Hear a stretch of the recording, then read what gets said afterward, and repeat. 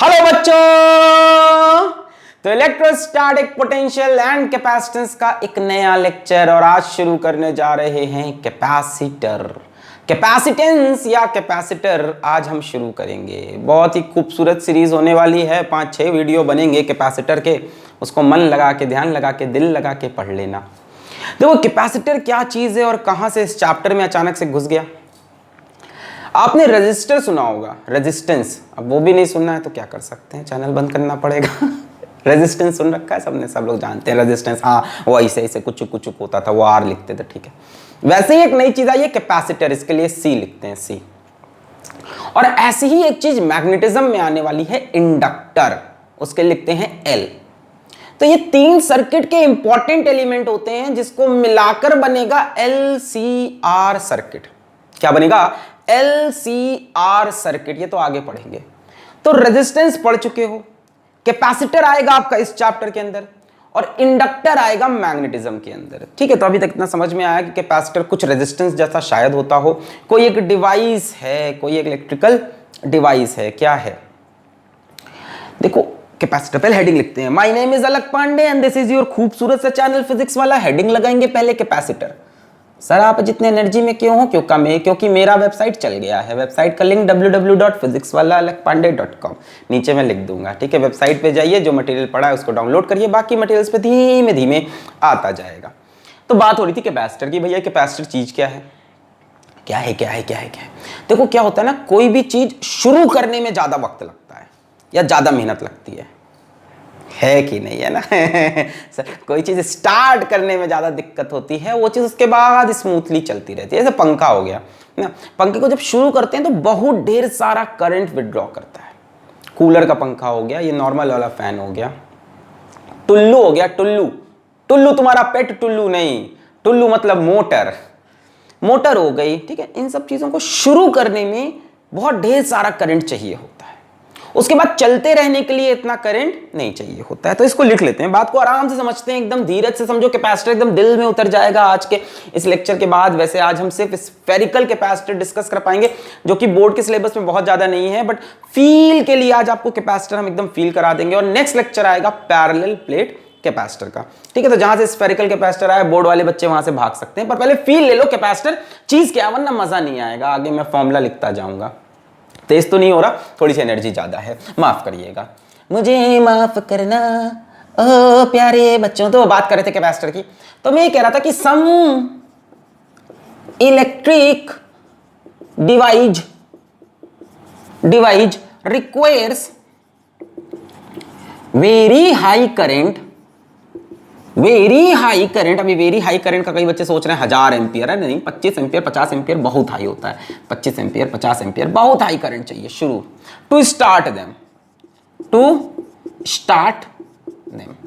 ठीक है। अरे यार कोई भी चीज होती है ना, उसको शुरू करना टफ होता है कि नहीं, है ना। जाके कैसे पहले कौन बोल दे कि हम आपको पसंद करते हैं, उसके बाद तो कहानी स्मूथ हो जाती है।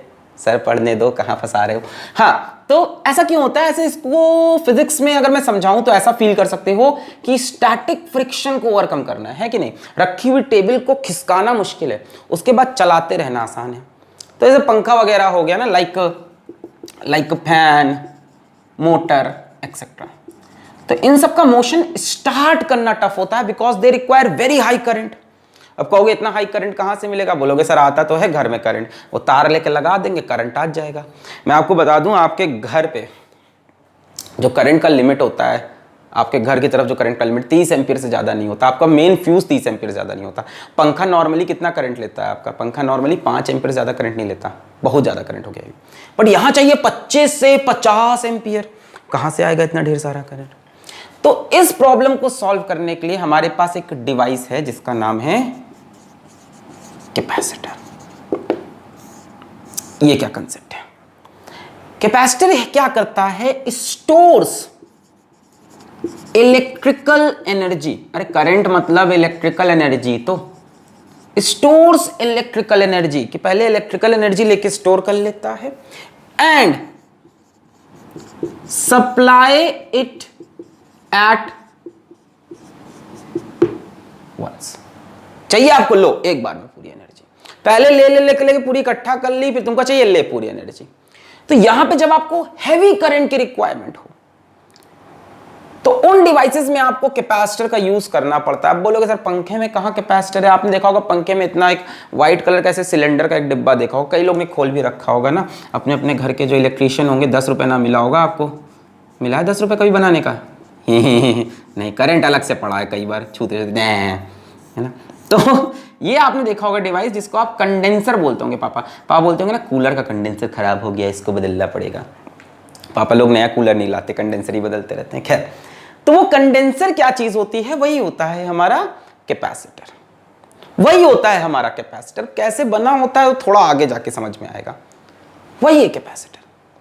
कूलर का पंखा होता है, जुम जुम जुम जुम जुम जुम चलता है एकदम तेजी से, तो चलाना आसान है बट स्टार्ट करना टफ है। स्टार्ट करने के लिए एक हैवी करंट का रिक्वायरमेंट है। तो कैपेसिटर कहता है ठीक है अभी हम कूलर स्टार्ट करेंगे, लाओ पहले इलेक्ट्रिकल एनर्जी हम अपने अंदर स्टोर कर ले, हाइशा ले भाई, और जर्र वो घूम गया। So what is the function of capacitor? The function of capacitor is to store electrical energy and supply it at once, suddenly उसको दे देना, खच्चाक ले। समझ में आ गया? This is capacitor. जैसे इसका एग्जाम्पल किताबों में बहुत दिया रहता है। वो कैमरे में जब हम लोग ऐसे फोटो खींचते हैं तो खींच मेरी फोटो खींच, अच्छा ठीक है, जब फोटो खींचते हैं तो पिचुक से फ्लैश नहीं चमकता है, आंख बंद हो जाती है ऐसे, है ना। सर वो फ्लैश याद आ गया, किचिक। बचपन में डर लगता था मुझको उससे, है ना, उसमें से भूत निकलता था। किचिक। तो यार फ्लैश की लाइट ना बहुत ज़्यादा होती है, और कैमरे के अंदर बैटरी इतनी छोटी सी पेंसिल बैटरी पड़ी है। उस पेंसिल बैटरी से इतनी ज़्यादा लाइट आ सकती है क्या? नहीं आ सकती। देखो बैटरी भी करंट देती है। बैटरी सेल, ठीक है, बैटरी सेल क्या देती है? Converts chemical energy to electrical energy. ये तो पता ही होगा सबको, केमिकल एनर्जी को इलेक्ट्रिकल एनर्जी में कन्वर्ट करती है। ठीक है, देती तो है बट इतना ज्यादा करंट नहीं देती एक बार में। और उसके ऊपर लिखा रहता है 1.5 एम्पियर, 2 एम्पियर। उससे क्या उम्मीद कर रहे हो उसकी? फ्लैश के लिए तुमको 20-25 एम्पियर चाहिए, पचाक। तो उसके अंदर भी क्या लगा रखा है आपने? कैपेसिटर लगा रखा है ना, like camera flash.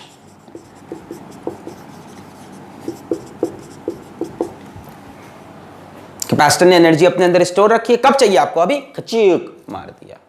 So what is capacitor? Capacitor is a conductor, ध्यान से सुनो, इज अ कंडक्टर, ध्यान से सुनना, आप कुछ लिखने जा रहे हैं, which stores electrical charge। Sir decide करो आप चार्ज की एनर्जी। देखो बच्चों, इलेक्ट्रिकल एनर्जी किस फॉर्म में स्टोर करोगे? चार्ज के फॉर्म में। भाई कहीं पे आपके पास खूब ढेर सारा चार्ज है और उसको सडनली आप कहीं फेंक दो, तो आपने क्या फेंकी? Electrical energy. कहीं पे चार्ज अगर आप कलेक्ट, अरे यार पोटेंशियल एनर्जी पड़ी थी, इलेक्ट्रिकल पोटेंशियल एनर्जी। क्या फॉर्मूला था पोटेंशियल एनर्जी का अगर आपको याद हो तो? K/Q1 Q2/R। तो कहीं ना कहीं चार्ज पे डायरेक्टली प्रोपोर्शनल दिख रहा है। अभी फील और आएगा। कहने का मतलब कि कैपेसिटर आप ये भी कह सकते हो कि इट स्टोर्स चार्ज, बेटर होगा कि अगर आप बोलो इट स्टोर्स इलेक्ट्रिकल एनर्जी। किस फॉर्म में स्टोर करता है? इन the form of electrical charge. क्या होता है कंडक्टर? क्यों? कंडक्टर ही तो चार्ज रख सकता है अपने पास। तो कैपेसिटर क्या है? कोई एक कंडक्टर है जो किसी भी शेप साइज का हो सकता है, कोई भेदभाव नहीं है। किताब में पैरेलल प्लेट कैपेसिटर दिया क्योंकि आपके सिलेबस में है। नेक्स्ट वीडियो उसी पे रहेगा, बोर्ड में वही आएगा, बट फील तो ले लो कि कैपेसिटर चीज क्या है। कैपेसिटर वो चीज है जो एनर्जी को स्टोर करे और सडनली एनर्जी को सप्लाई कर दे। ठीक है ना, डूड बंदा है कैपेसिटर एकदम, है ना, पेशेंटली एनर्जी को स्टोर करता रहेगा और एग्जामिनेशन डे में जाके पुचूक से फेंक देगा। बैटरी का अपना काम है, लगातार घिसा पिटा, ले थोड़ी सी एनर्जी, चलता रहे भाई। क्लियर हो गया? नोट कर लें इतना। फिर कोई शेप साइज में कोई इसमें भेदभाव नहीं होता है, नोट कर लें। क्लियर है? ये कैपेसिटर की इंट्रोडक्शन थी। मिटा रहे? कई बच्चों ने कमेंट किया सर आप बहुत दुखी दिख रहे हैं, आप बहुत उदास दिख रहे हैं। ऐसा कुछ नहीं है, ठीक है, मैं दुखी उदास नहीं हूं, काम रहता है बच्चों। मिटा दें? हर दिन स्कूल क्या आप उतनी ही खुशी से जाते हो? नहीं ना, किस दिन ऐसे जाते हो, किस दिन वैसे जाते हो, काम रहता है। मिटाया जाए इसको? मिटा दिया जाए, बहुत बढ़िया। अच्छा, आप सबकी भारी डिमांड पर ये ग्लव्स वापस लाया गया। बहुत धूड़ धाड़ के ये वही सेम ग्लव्स मुझे मिला, खरीद के नहीं लाया, वही गंदा था, गंदा सा मैंने उठा के पहन लिया। छी सर। अच्छा, come back to the topic. What was I telling you? That some electrical devices require a very huge current to start them, and for such work to be done, we use a capacitor which stores huge amount of electrical energy and deliver them at once. बहुत अंग्रेजी हो गई। अच्छा, अब एक term आता है capacitance. Capacitance है ना, मतलब इसकी क्या कैपेसिटी है चार्ज पकड़ के रखने की या एनर्जी पकड़ के रखने की, कह सकते हो, दोनों चीज कह सकते हो। जैसे रजिस्टर क्या होता है कि करंट को रोकेगा, और रेजिस्टेंस क्या होता है उसकी प्रॉपर्टी करंट को कितना रोकेगा। वैसे ही कैपेसिटर एक डिवाइस है और कैपेसिटेंस एक प्रॉपर्टी है। डिफरेंस तो समझ रहे हो? प्रॉपर्टी, कैपेसिटर की प्रॉपर्टी इट्स कैपेसिटी, या ये बोल दो ability to hold electrical energy. कितनी इलेक्ट्रिकल एनर्जी रख सकता है, किस फॉर्म में? इलेक्ट्रिकल एनर्जी, या ऐसे लिख दे टू होल्ड इलेक्ट्रिकल चार्ज। बोलो सही है। इलेक्ट्रिकल चार्ज को रख पाने की क्षमता को हम बोलते हैं कैपेसिटेंस। कैपेसिटेंस किसकी प्रॉपर्टी है? Property of capacitor. कोई चाहे तो बोल सकता है प्रॉपर्टी ऑफ कंडक्टर, एक ही बात है, ठीक है ना। अब कैपेसिटेंस का, जैसे रेजिस्टेंस का एक फॉर्मूला होता है, रेजिस्टेंस का क्या फॉर्मूला होता है? R is equals to V by I, है ना। देखो साथ साथ में ये भी पढ़ा रहे हैं आज। कैपेसिटेंस का फॉर्मूला होता है, एक तो सिंबल होता है इसका C, और फॉर्मूला होता है Q बटे V। पहले तो छाप लो फिर बातें करते हैं। Q बटे V। जैसे मान लो हमारे पास यहाँ कोई कंडक्टर है, कचक कचुक टाक टिक टाक टुक टुक, कैसे भी शेप का हो सकता है। ये क्या बन गया पता नहीं क्या। ये कोई मान लो कंडक्टर है, it can be of any shape. प्यारे बच्चों, मान लो इसके ऊपर चार्ज है Q और इस टाइम इसका पोटेंशियल है V। कंडक्टर का पोटेंशियल, उसके आसपास नहीं, कंडक्टर का पोटेंशियल है V। तो कैपेसिटेंस डिफाइन किया गया Q by V। The capacitance of this conductor is defined as the ratio of charge to potential of that capacitor या कंडक्टर। नोट करो, धीमे धीमे फील आएगा। कई लोग के दिमाग में एक कॉमन सा सवाल नहीं आया तो आना चाहिए कि भाई capacitor to ability to hold charge थी, तो यहां तो फॉर्मूले में सिर्फ Q होना चाहिए कि कितना चार्ज रख सकता है, या एनर्जी होती सीधा सीधा कि कितनी एनर्जी रख सकता है। मतलब कैपेसिटेंस की जो यूनिट होनी चाहिए, कैपेसिटेंस की जो यूनिट होनी चाहिए वो मेरे ख्याल से या तो जूल हो कि कितनी एनर्जी होल्ड किया, या चलो ठीक है हम कॉम्प्रोमाइज करके कूलम भी कर सकते हैं कि कितना चार्ज होल्ड किया, बट इन दोनों में से कोई भी यूनिट इसकी नहीं होती। Q बाई V, ऐसा क्यों? सोचो ऐसा क्यों, सोचो जरा सोचो, इसे क्या हुआ है बताएं। Q बाई V पहले तो नोट कर लो, जो है सो है, जैसे डिफाइंड है डिफाइंड है, डिफाइंड कैसे ही है। अब ऐसा क्यों हुआ?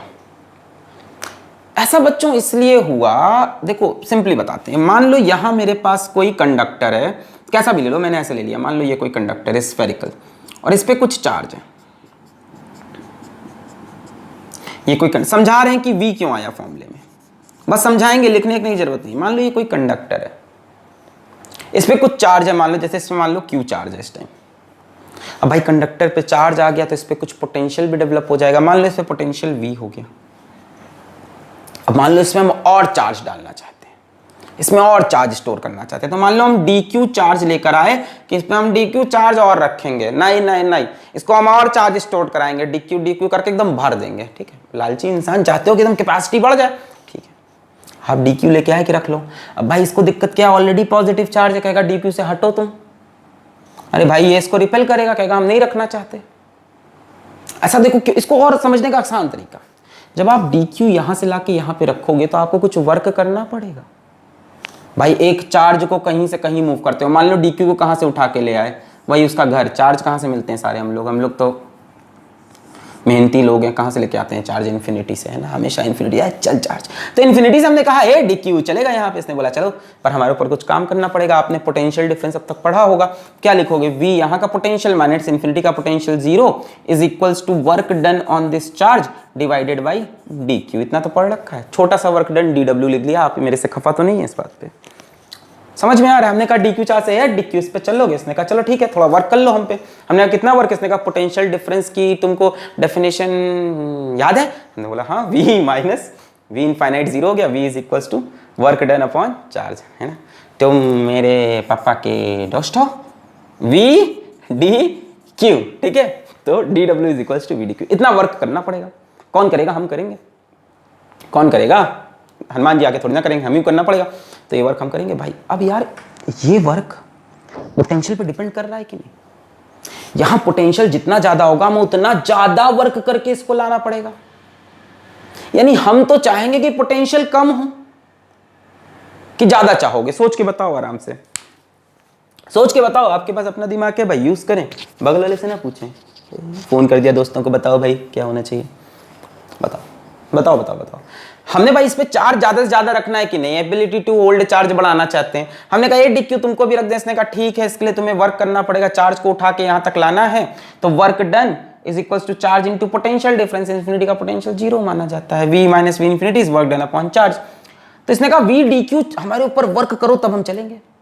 हमने अब सोचा यार इतना काम करना पड़ेगा। अगर ये वी कम होता, अगर ये वी कम होता तो हमें वर्क भी कम करना पड़ता। यानी हम और चार्ज इस पे ला ला के रख सकते थे। यानी V जितना कम होगा, एबिलिटी टू होल्ड चार्ज उतनी ज्यादा होगी, इसलिए यहां पे V डाल दिया। नहीं, अभी भी नहीं समझे? समझे कि नहीं?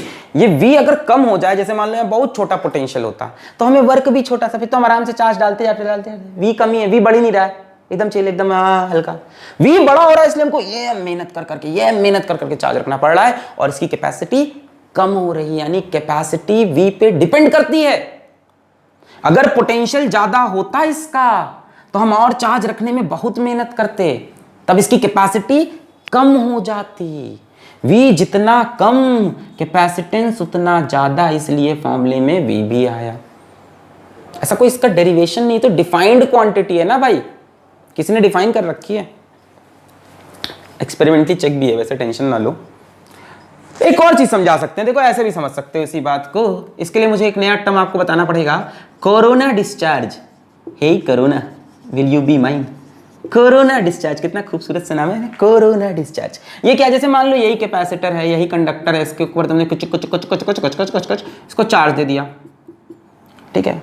अब चार्ज देने से क्या होगा? इसके अगल बगल इलेक्ट्रिक फील्ड बन जाएगी, इलेक्ट्रिक फील्ड बन जाएगी, इलेक्ट्रिक फील्ड बन गई इसके आसपास, टिंग टिंग टिंग टिंग टिंग बन जाएगी कि नहीं?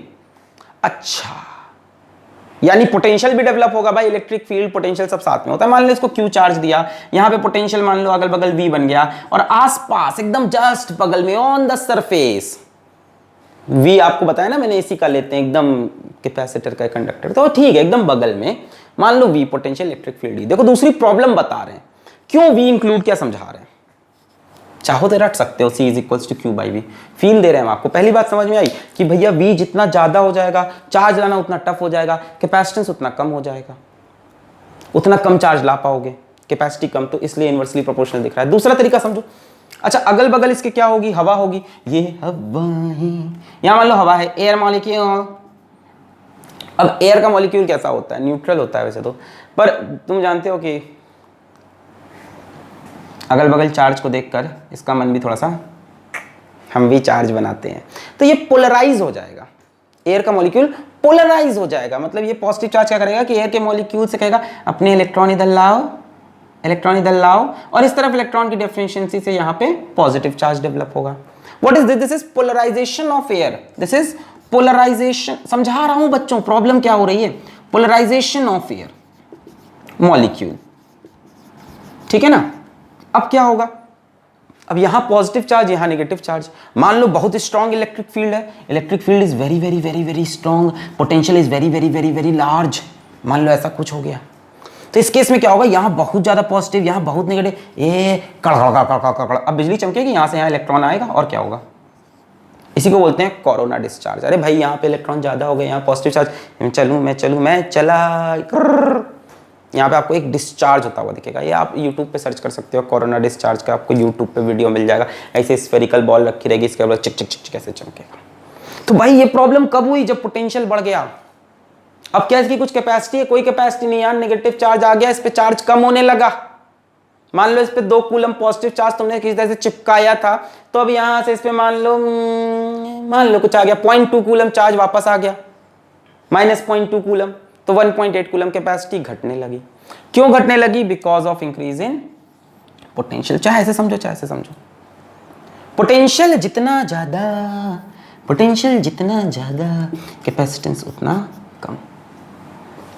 तो हम चाहते हैं कि पोटेंशियल कम से कम हो और चार्ज ज्यादा से ज्यादा हो, तब कैपेसिटेंस बढ़िया आएगा। हम क्या चाहते हैं, हम चाहते हैं पोटेंशियल कम से कम हो, चार्ज ज्यादा से ज्यादा हो, तब कैपेसिटेंस ज्यादा से ज्यादा आएगा। मतलब यार चार्ज भी दे दें और पोटेंशियल भी ना बढ़े, चार्ज भी दे दें और पोटेंशियल, और चार्ज दे दें और पोटेंशियल, हम देते रहें चार्ज, है ना।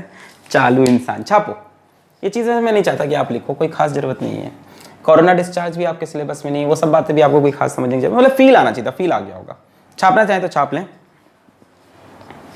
छुपाना भी नहीं आता, जताना भी नहीं आता। देखो फील आया कि नहीं। हम चाहते हैं कि इस बेचारे को हम चार्ज भी भर भर के दे दें और इसका पोटेंशियल भी ना बढ़े, हमारी प्रॉब्लम सॉल्व। भाई पोटेंशियल बढ़ेगा तो और जो चार्ज देने में दिक्कत होगी, पोटेंशियल बढ़ेगा तो अगल बगल की एयर से ये चार्ज खींच कर न्यूट्रलाइज होने की कोशिश करने लगेगा। हम चाहते हैं दोनों चीज ना हो, चार्ज भी दे और पोटेंशियल भी ना बढ़े, सांप भी मर जाए और लाठी भी ना टूटे, विच इज इम्पॉसिबल। होगा सब ठीक है, समझ में आ गया। पोटेंशियल जितना कम हो, चार्ज जितना ज्यादा, कैपेसिटी उतनी ज्यादा। मिटा रहे? अच्छा, अब डेफिनेशन है, बताया है, ठीक है। अब जो था इसमें सबसे मतलब बढ़िया चीज क्या है, क्या है सबसे बढ़िया चीज इसमें? सबसे बढ़िया चीज ये है कि ये जो C है, it is independent of Q and V। She is नहीं, she is independent of Q and V। अब ये तो आप विश्वास ही नहीं करोगे, कहोगे सर अभी तो कुछ और बात हो रही थी, अब कुछ और। अच्छा, अगर मैं बोलूं रेजिस्टेंस का फॉर्मूला है V/I, तो क्या रेजिस्टेंस पोटेंशियल और करंट पे डिपेंड करता है? अगर आपका आंसर हाँ है तो वीडियो को पॉज करो, 10th की किताब उठाओ, थोड़ा सा ऐसे आत्मगिलानी हो, थोड़ा सा ऐसे बुरा लगना चाहिए तुमको, है ना। रेजिस्टेंस पोटेंशियल और करंट पे डिपेंड नहीं करता है। पढ़ा होगा ना, V is directly proportional, V is directly proportional to I, V is equals to IR, R is a constant. यानी R के फॉर्मूले में V और I है, पर R does not depend upon V and I। Resistance depends upon the property of material and the dimension of material. अगर आपको resistance का फॉर्मूला याद हो, क्लास 10th में पढ़ा है, ρL/A। सब लोग क्लास 10th पढ़ के ही तो यहां तक आए होंगे। ρL/A यानी मटेरियल पे डिपेंड करता है, लेंथ पे डिपेंड करता है, एरिया पे डिपेंड करता है, V और I पे depend. Resistance is constant for a material. इसी तरह से C डिपेंड्स, या C डिपेंड्स, चलो ठीक है, डिपेंड्स ऑन डायमेंशंस, हाँ डायमेंशंस पे डिपेंड करता है, of conductor and property of medium. कौन सा मीडियम है, कहाँ खेल खेल रहे हो, कहाँ कहानी कर रहे हो, इन पे डिपेंड करता है, ध्यान रखें। C को चार्ज और पोटेंशियल से मतलब नहीं है। तुम बोलोगे चार्ज बढ़ा देंगे तो C बढ़ेगा, नहीं रहे, चार्ज बढ़ाओगे पोटेंशियल भी बढ़ेगा। C will remain constant. C is a constant for a given conductor. जैसे ही वो कंडक्टर बनकर हाथ में आया, उसका C फिक्स हो गया। ऊपर वाले ने हर कंडक्टर के ऊपर एक ठप्पा लगा के भेजा है, तुम्हारा कैपेसिटर इतना है, इतना ही रहेगा जीवन भर। हाँ, आर्टिफिशियली बढ़ा सकते हैं, डाइलेक्ट्रिक वगैरह लगा सकते हैं, वो सब तो ठीक है, फिजिसिस्ट कर देंगे, बट चार्ज और V से वो चेंज नहीं होता। जैसे एक तार उठाते ही उसका रेजिस्टेंस फिक्स है कि रेजिस्टेंस तो इतना ही रहेगा, अब इस पे इतना पोटेंशियल लगाओगे तो इतना करंट, इतना पोटेंशियल तो इतना करंट, इतना पोटेंशियल। इसी तरह से कैपेसिटेंस तो फिक्स रहेगा, चार्ज और पोटेंशियल को आप चेंज कर सकते हो। Will you remember this? शाबाश। Capacitance depends upon dimensions of conductor and property of medium. Feel आ रहा है कैपेसिटेंस क्या चीज है? ऐसी चीज है जो चार्ज को होल्ड करता है, एनर्जी को होल्ड करता है और सडनली सप्लाई करता है। बट कैपेसिटेंस का फॉर्मूला जो है वो Q/V है। कैपेसिटेंस की यूनिट एक्सपेक्ट कर रहे थे एनर्जी की हो, चार्ज की हो, पर नहीं है, Q/V की यूनिट होगी। अब यही यूनिट की बात कर लेते हैं। Unit of C Q/V। देखो चार्ज होता है कूलम में, V होता है वोल्ट में, तो कूलम पर वोल्ट इसकी SI यूनिट है। कूलम पर वोल्ट इसकी SI यूनिट है। कूलम पर वोल्ट को फिजिक्स में बोला गया फैरेड। फैरेड फैरेड ठीक है, फैरेड फैरेड। एक नई यूनिट इजाद हुई है फैरेड, इसको कैपिटल F भी लिखते हैं फैरेड। पर जनरली आप किताब में देखोगे तो जो सवाल होते हैं वो माइक्रो फैरेड μF के होते हैं। बहुत बड़ी यूनिट है कैपेसिटर की फैरेड, जल्दी फैरेड नहीं मिलती आपको, μF मिलती है। नोट कर लेती बात। मजा आ गया, फील आ गया। C is independent of Q and V, C depends upon dimensions, length area वगैरह पे शायद डिपेंड करेगा, जैसे वो डिपेंड करता है, और कुछ ना कुछ प्रॉपर्टी ऑफ मीडियम पे, जैसे वो भी प्रॉपर्टी ऑफ मटेरियल पे। फील आ गया। फैरेड क्या होता है? फैरेड जैसे मान लो मैं बोल दूं किसी कैपेसिटर का कैपेसिटेंस 2 फैरेड है। फील फील किसी कैपेसिटेंस का कैपेसिटेंस 2 फैरेड है, कैपेसिटर कैपेसिटेंस। इसका मतलब क्या है? आराम से 2 कूलम पर वोल्ट, यानी उस कैपेसिटर पे जब 2 कूलम चार्ज दोगे तो उसका पोटेंशियल 1 वोल्ट बढ़ जाएगा। उस कैपेसिटर पे अगर 4 कूलम चार्ज दोगे तो उसका पोटेंशियल 2 वोल्ट बढ़ जाएगा। समझ गए? यानी जब भी इसमें 2 कूलम चार्ज रख के जाओगे इसका पोटेंशियल 1 वोल्ट बढ़ा हुआ पाओगे। जब भी इसमें 2 कूलम का चार्ज रख के जाओगे इसका पोटेंशियल फिर से 1 वोल्ट बढ़ा हुआ पाओगे। यही फील है 2 फैरेड का। चार्ज जब भी रखोगे पोटेंशियल बढ़ेगा। हम चाहते हैं चार्ज भी रखें, पोटेंशियल कम से कम बढ़े। चार्ज भी रखें, पोटेंशियल कम से कम बढ़े। जैसे किसी का कैपेसिटेंस मान लो 10 फैरेड है तो हमारे लिए ज़्यादा अच्छा है 10 कूलम पर वोल्ट, कि यार 10 कूलम का चार्ज रखने पे इसका पोटेंशियल 1 वोल्ट बढ़ रहा। ये तो बर्बाद है, 2 कूलम पे 1 वोल्ट बढ़ा रहा है। पोटेंशियल बढ़ना हमारे लिए एक प्रॉब्लम है, अगल बगल कोरोना डिस्चार्ज की प्रॉब्लम है, दूसरे चार्ज को रखने में प्रॉब्लम है। हम चाहते हैं पोटेंशियल कम से कम रहे और चार्ज ज्यादा से ज्यादा रख दें। आया फील की नहीं? ये वाला 10 कूलम चार्ज रखने पे 1 वोल्ट बढ़ा रहा है, धीमे धीमे धीमे पोटेंशियल रखते जाओ, चार्ज रखते जाओ, हम भर ही नहीं रहे हैं। आया फील? बहुत बढ़िया। फैरेड है ना, ये सब फील के लिए बता रहे हैं, सवाल करने में इसका कोई इस्तेमाल नहीं, बट कंसेप्ट आपका स्ट्रांग होना चाहिए। जैसे ये एक बात इंपॉर्टेंट है, C is independent of Q and V. तेज तो नहीं हो रहा? क्लियर है? मिटा दें। एक नई ऊर्जा से हम आपके सामने प्रस्तुत हैं आज, इसको मिटा दें। चलिए यहां तक काफी बातें हो गई। अच्छा, अब बात करते हैं कैपेसिटर की। अब एक्चुअल बात करना स्टार्ट करते हैं। तो हमारे सिलेबस में 3 तरह के कैपेसिटर हैं। एक है स्फेरिकल, एक है parallel plate, parallel plate, plate देख के खाना याद आ गया सर। एक है स्फेरिकल, मजाक बंद, एक है पैरेलल प्लेट और एक है सिलेंड्रिकल। तो जो सिलेबस में भर भर के है वो है पैरेलल प्लेट। ठीक है, तो उसके लिए सेकंड लेक्चर आएगा, फिर वो चलेगा 4-5 लेक्चर। और एक स्फेरिकल और सिलेंड्रिकल कॉम्पिटिशन कभी कभी आ जाता है, तो स्फेरिकल से स्टार्ट करते हैं। स्फेरिकल में कुछ नया नहीं है। स्फेरिकल में जो फॉर्मुलेज लिखाएंगे वो फॉर्मूले पैरेलल प्लेट में भी कंटिन्यू होंगे। स्फेरिकल में जो कॉन्सेप्ट सिखाएंगे वो कॉन्सेप्ट पैरेलल प्लेट में कंटिन्यू होंगे। और स्फेरिकल पढ़ के ही फील होगा कि पैरेलल प्लेट की क्या आवश्यकता थी। अभी तक हमसे कहा कि एक कंडक्टर चाहिए, ले लो, उस पर चार्ज रखना है, दे दिया। अब हमने कहा किस शेप का, तो जो सबसे पहला शेप सजेस्ट किया गया बहुत ही पुराने समय की बात है वो था स्फेरिकल कैपेसिटर। आपसे कोई कैपेसिटर बोले, आपसे कोई कंडक्टर बोले, बच्चों बुरा मत मानना, दोनों एक ही चीज होंगी, स्फेरिकल कैपेसिटर या स्फेरिकल कंडक्टर। तो इसका शेप कैसा होगा? सारा लिखा तो है, स्फेरिकल होगा। ठीक है, अगर ये कंडक्टर है और इसको मैं चार्ज दूं तो सारा चार्ज कहां पे रहता है? आपने पढ़ा है कंडक्टर में, all charge of conductor resides on its surface. Okay, ये सब चीजें आपको इलेक्ट्रोस्टैटिक्स में पढ़ा दी गई है कि कंडक्टर को जितना भी चार्ज दोगे सब उसके सरफेस पे चला आएगा। तो मान लो हमने इसको टोटल चार्ज Q दिया, इसके सरफेस पे आ गया, और मान लो जस्ट यहाँ पे पोटेंशियल V है। तो इसका कैपेसिटेंस कितना होगा प्यारे बच्चों, आप बोलो Q बटे V। मैंने कहा C Q और V पे डिपेंड नहीं करता। अब मैं प्रूफ करता हूं बच्चों, अगर ये एक स्फीयर है और चार्ज इस पे Q है तो जस्ट सरफेस पे पोटेंशियल क्या होगा बता सकते हो क्या? किया है क्या हमने? ये सरफेस पे कितना होता था? V इज इक्वल्स टू के क्यू अपॉन इसका रेडियस अगर R है तो के क्यू बाई आर होता था।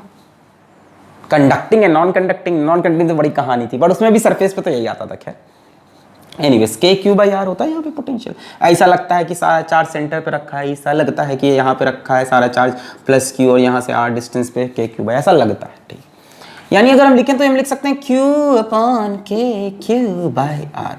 क्यू से क्यू मर गया और ये हो गया आर बटे के। व्हाट इज के? व्हाट इज दिस के? This k is 1/4 pi epsilon not.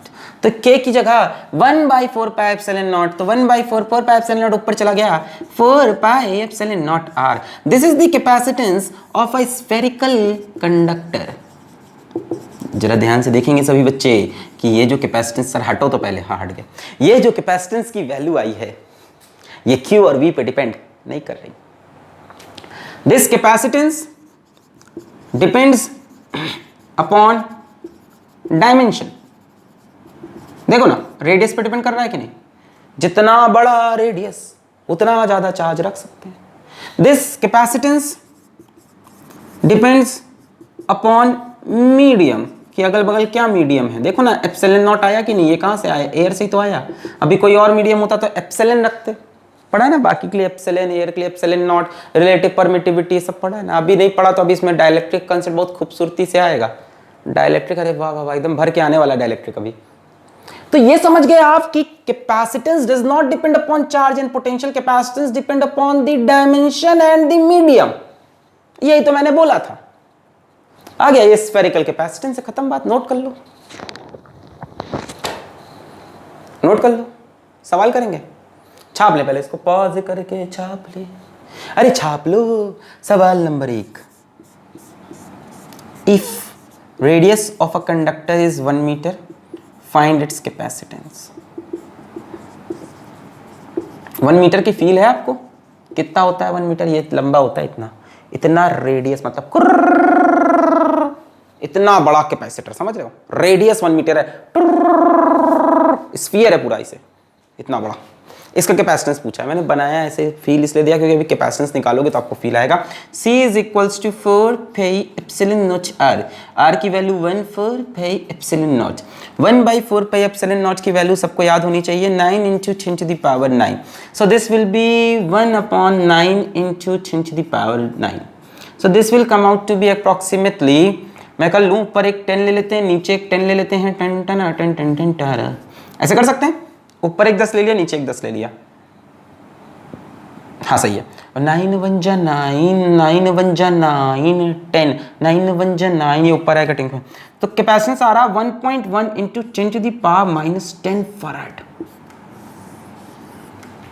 बहुत छोटा है बहुत छोटा, बहुत छोटा है, वेरी स्मॉल, बहुत छोटा है यार। देखो ना, अरे माइक्रो में भी लिखोगे तो भी 10 की पावर -4, इसको मैं लिखूं तो 1.1 × 10 to the power -4 माइक्रोफराड। तुम्हारे सिलेबस में जो सवाल आएंगे 2 माइक्रोफराड, जैसे आप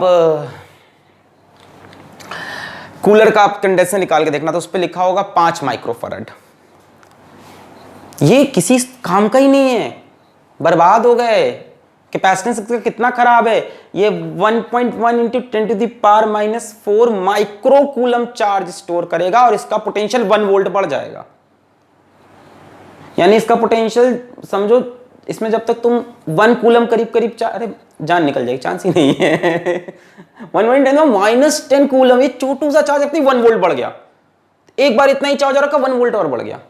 अरे इसका पोटेंशियल 1000 वोल्ट हो जाएगा, चार्ज इसमें कुछ आ ही नहीं पाएगा तब तक। अगल बगल की एयर कोई पोलराइज कर देगा। तो स्फेरिकल कैपेसिटर वैसे भी काम के नहीं होते, इसीलिए पैरेलल प्लेट बनाए गए थे। फिर भी फील के लिए हम आपको बता रहे थे। क्या कह रहे हो? 1 फैरेड। आओ चलो, कोई कह रहा था, अरे वो दूसरे घर से, वो कह रहा था कि सर 1 फैरेड किसका कैपेसिटेंस होगा? जरा बताओ 1 फैरेड सर कितना बड़ा स्फीयर चाहिए होगा? अगर 1 फैरेड चाहिए हो तो सर ये तो बहुत छोटा है। मिटा दें इसको, मिटा दें? ठीक है, वेबसाइट का मैं प्रमोशन कर देता हूँ, www.physicswala.alakpandey.com। इस वेबसाइट पे अभी तक के काफ़ी नोट्स और असाइनमेंट में डाल चुका हूँ, बाकी मैं धीमे धीमे डालूंगा, कंप्लेन मत करना। Question number 2, find the radius of capacitor, spherical capacitor, जिसका कैपेसिटेंस 1 फैरेड हो। लो भैया 1 फैरेड फिर भी मतलब मस्त ही, तो 1 कूलम चार्ज पे 1 वोल्ट बढ़ेगा। ये कैसे होगा? जरा इसको सॉल्व करने की कोशिश करो, ट्राई करो। हाँ भाई, तो हो गया सवाल, हो गया। क्या करेंगे? C is equals to 4 pi epsilon naught R।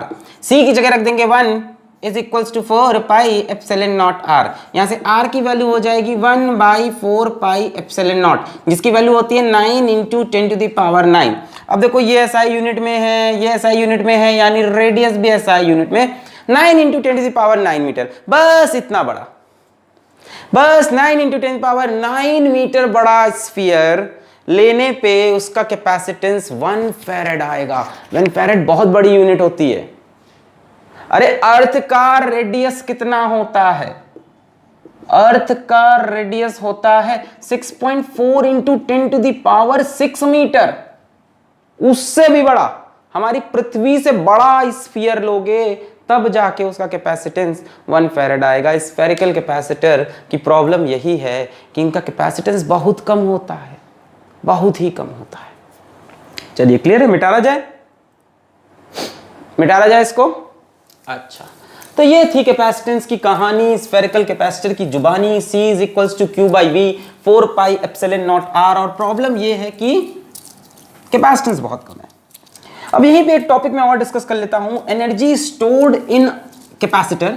और हम इसको स्फेरिकल कैपेसिटर से समझ तो रहे हैं, पर वो पूरी कहानी पैरेलल प्लेट कैपेसिटर पे भी अप्लाई की जा सकती है, और परेशान नहीं हो, वहां पे फिर से डिराइव कर लेंगे। तो बात करने जा रहे हैं कि एनर्जी कितनी स्टोर होती है।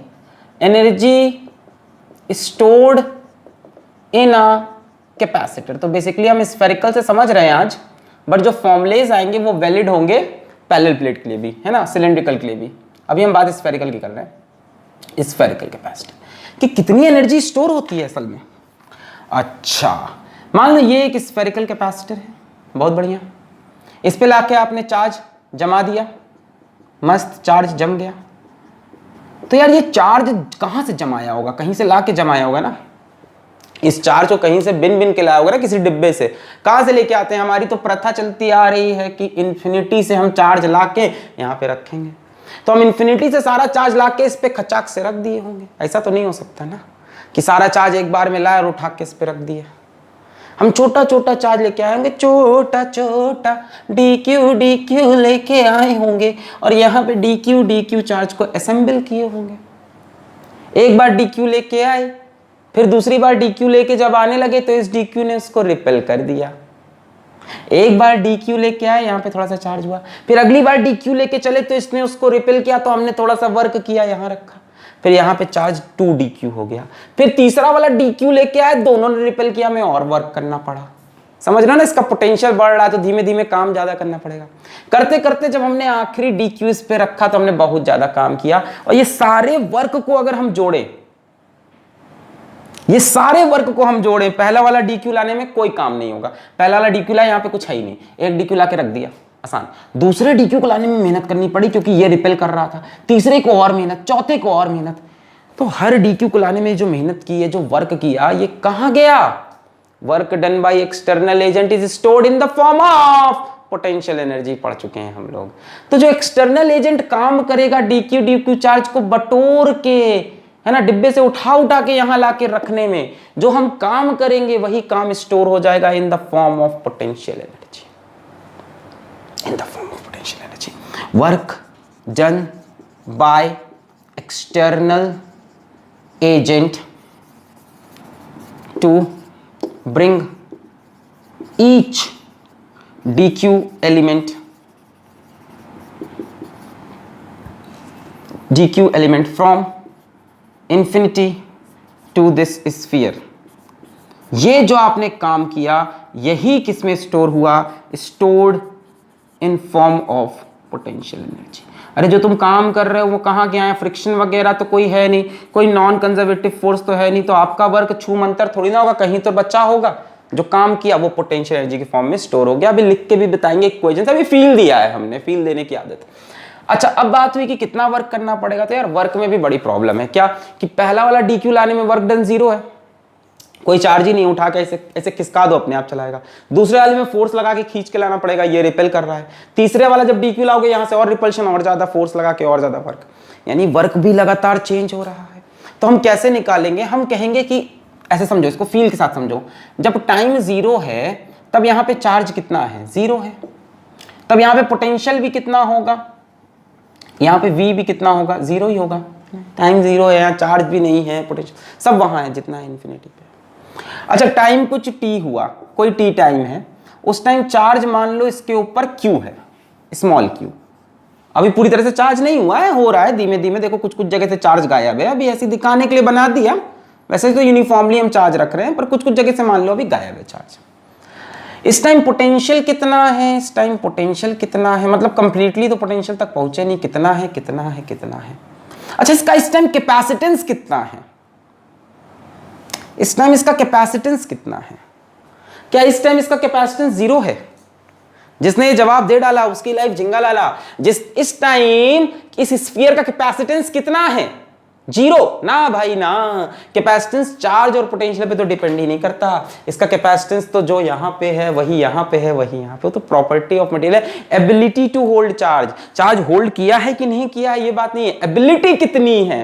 तो इसका कैपेसिटेंस तो यहां पे भी C है, यहां पे भी C है, और लास्ट में भी C रहेगा। Capacitance does not depend upon charge and potential. इसका कैपेसिटेंस तो ये स्फीयर बनते ही भगवान ने इस पे टप्पा लगा दिया था, तेरा कैपेसिटेंस C भाई, समझे। अब मान लो इस पे पोटेंशियल किसी टाइम पे V है, जो टाइम चल रहा है, तो इस time C is equals to Q by V लिख सकते हैं, यस और नो। अरे कैपेसिटेंस तो फिक्स है ना, चार्ज चेंज होगा, potential C is equals to Q by V तो कभी भी लिख सकते हैं। यहां पे कहोगे नॉट डिफाइंड है, उसको छोड़ दो यार, वो तो फिक्स्ड है, Q बाई V। यहां से V की वैल्यू आ जाएगी Q बाई C, ध्यान से देखो Q बाई C, Q और V वैरी कर रहे हैं, C इज फिक्स्ड। अच्छा टाइम हो गया इनफाइनाइट, इनफाइनाइट मतलब बहुत समय बीत गया, काफी टाइम हो गया, जितनी चार्जिंग होनी थी, जितना लाना था चार्ज सब हो गया, चार्जिंग बोलते हैं ना इसको, चार्ज कर रहे हैं। इस टाइम चार्ज भी पूरा एकदम सिमट के, हाँ भाई Q पेट भर गया। इस टाइम पोटेंशियल भी capital V which is equals to capital Q by capital C। Clear है, ये कहानी चल रही थी। तो हमने इस समय को लिया, इस समय हम dq चार्ज उठा के यहां पे लाए, इस समय पे जब इस पे चार्ज Q है और इस पे पोटेंशियल V है, तो कितना वर्क करना पड़ेगा, work done to bring dq charge from infinity to sphere. और स्फीयर की इस टाइम कंडीशन क्या है कि स्फीयर पे चार्ज Q है, पोटेंशियल V है और कैपेसिटेंस C है। कैपेसिटेंस तो हमेशा सेम रहेगा। कितना वर्क करना पड़ेगा, तो बच्चों कैसे निकालेंगे ये सर, पोटेंशियल डिफरेंस की डेफिनेशन से निकाल लें।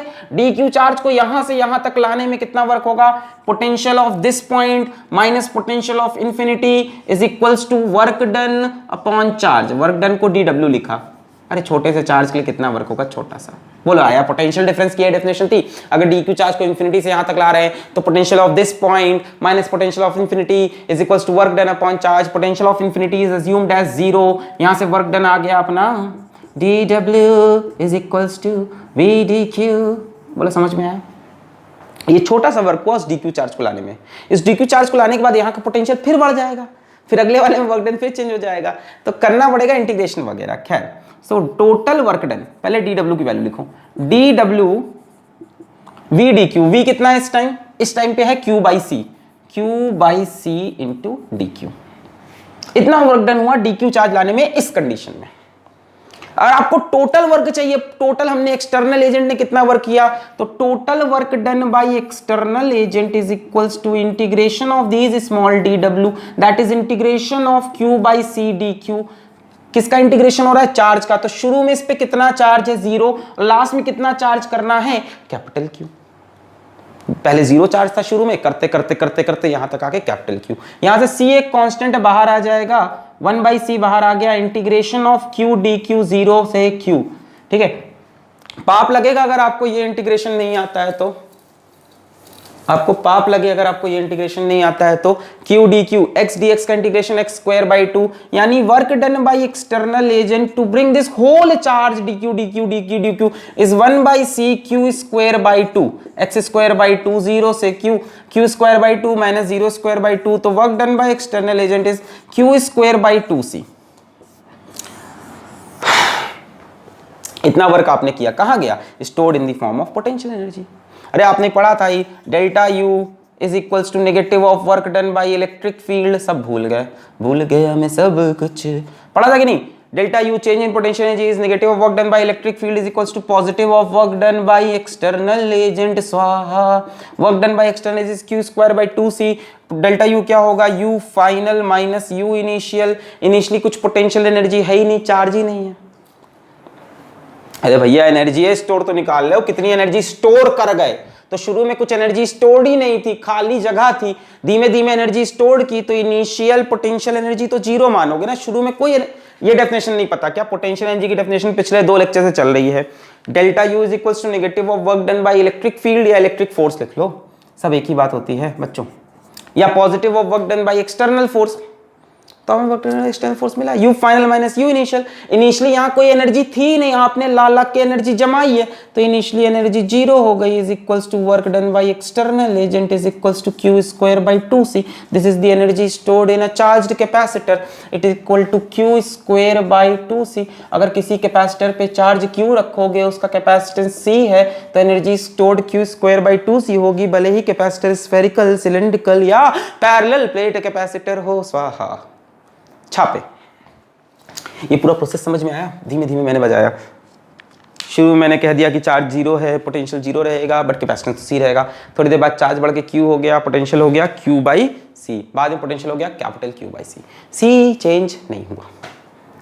जब डी क्यू को लेके आए तो वर्क डन हुआ वी डी क्यू। डेफिनेशन समझ में आई? Potential of this point minus potential is work done upon charge, तो डी डब्ल्यू। फिर टोटल वर्क डन, तो इसको इंटीग्रेट मार दिया, वी की जगह क्यू बाई सी रख दिया, सी बाहर आ गया, Q D Q integration Q square by 2। फिर मैंने कहा work done by external agent equal to change in potential energy, final minus initial, initial कुछ है नहीं, पोटेंशियल जीरो, फाइनल मिटा दे। Okay, so potential energy stored in any charged capacitor is Q square by 2c। अब particularly यहां देखोगे तो यहां पे हम एक अलग वैल्यू भी लिख सकते हैं, यहां हम आपके लिए एक अलग वैल्यू क्रिएट कर सकते हैं। यहां हम बोल सकते हैं c की वैल्यू भाई स्फीयर के केस में कितनी होती है? 4 पाई एप्सिलॉन नॉट r। तो यहां पे आप ये भी कह सकते हो कि जो एनर्जी स्टोर्ड है, E लिखो या U लिखो, ये जो एनर्जी स्टोर्ड है वो कितनी है? Q square upon 4 pi epsilon not, तो 8 पाई एप्सिलॉन नॉट r। ये अपने आप में एक डिफरेंट क्वेश्चन भी हो गया इलेक्ट्रोस्टैटिक्स का कि what is the potential energy of a spherical conductor जिस पे चार्ज Q है ना। ये भी हमने सवाल नहीं किया था ना कि स्फेरिकल कंडक्टर जिस पे चार्ज Q है या शेल जिस पे चार्ज Q है। भाई शेल पे भी चार्ज पूरा सरफेस पे रहेगा तो पोटेंशियल एनर्जी इतना। बट देखो और किस किस तरह से लिखते हैं, देखो ये तो किसके लिए? पर्टिकुलर स्फीयर के लिए। हम सभी कैपेसिटर की अगर बात करें तो potential energy of a charge capacitor is Q square by 2c। अच्छा, मान लो एग्जाम में आपको Q नहीं दिया, V और C दिया है, तो in terms of V and C, in terms of V and C किसी ने कहा लिखो, तो कुछ नहीं यार, Q is equals to CV लगा दो, धीमे धीमे फेमिलियर हो जाओगे। C is equals to Q by V होता है, तो Q is equals to CV हो जाएगा। V is the final potential, finally क्या पोटेंशियल आ रहा है, तो यहां से U की वैल्यू हो जाएगी, बोलो Q की जगह CV रखोगे तो C स्क्वायर से एक C कैंसिल होगा, हाफ CV स्क्वायर, ये भी पोटेंशियल एनर्जी की वैल्यू। अरे भैया Q is equals to CV से खेल खेल सकते हो। किसी ने कहा ना ना ना ना ना, in terms of Q and V बताओ, हमें C नहीं चाहिए। In terms of Q and V बताओ, हमें C नहीं चाहिए। कोई दिक्कत नहीं है, कोई दिक्कत नहीं है, कोई दिक्कत नहीं है। C यहाँ से क्या हटाना है? C हटाना है, तो C की जगह Q बाई V रख दो, यहाँ से Q बाई V कहीं से भी रख दो, तो Q बाई V रखोगे तो आएगा हाफ QV। यहाँ से Q बाई V रखो, एक V कैंसिल, हाफ QV। अरे नहीं आया, ये तो डिराइव कर लिया। फिर हमने Q की जगह CV डाल दो भाई, V final potential, C capacitance, तो Q equal C square V square, C cancel, half CV square, ये भी पोटेंशियल एनर्जी की value in terms of VC। In terms of QV चाहिए तो C की जगह Q बाई V रख दो। क्लियर है? तो तीनों ही फेमस फॉर्मूले हैं, तीनों ही फेमस हैं। So this is energy stored in a capacitor, चाहे स्फेरिकल हो चाहे पैरेलल प्लेट हो, सब पे चलेंगे तीनों फॉर्मूले। अब स्फेयर के लिए ऊपर एक स्पेशली उसके सी की वैल्यू 4πε0 रख दी। कंसेप्ट जो बताया यही आप पैरेलल प्लेट में भी लगाओगे। फील आ रहा है अब एनर्जी कैसे स्टोर होती है कैपेसिटर में? बहुत बढ़िया, मेरे तार को इसने फंसा लिया है। चलो यहां तक क्लियर है, आगे बढ़े। छाप लो Q²/2C, ये वाला याद रखना, बाकी अपने आप बन जाएगा। वैसे सब याद हो जाते हैं, Q²/2C, half CV², half QV। Sir आप तो शिक्षक हो, आपको तो याद रहेगा। छाप ले बच्चों, खूब ढेर सारे सवाल प्रैक्टिस करेंगे, अपने आप सब याद होगा। मिटा दे बच्चों, मिटा दे खूबसूरत से बच्चों। ओके, अब देखो हुआ क्या कि स्फेरिकल कैपेसिटर हमने बनाया, समझा, पर प्रॉब्लम क्या है कि स्फेरिकल कैपेसिटर एक बहुत अच्छी खोज नहीं है no it's not a very good discovery. हमें अभी भी लग रहा है कि इससे बेटर कैपेसिटर बन सकते हैं, और बहुत से एडवांसमेंट होते फाइनली जो सबसे अच्छे कैपेसिटर बने जिसको हम सिलेबस में पढ़ते हैं वो होते हैं पैरेलल प्लेट कैपेसिटर, जो अगला लेक्चर स्टार्ट होगा। बात ये कि इसमें प्रॉब्लम क्या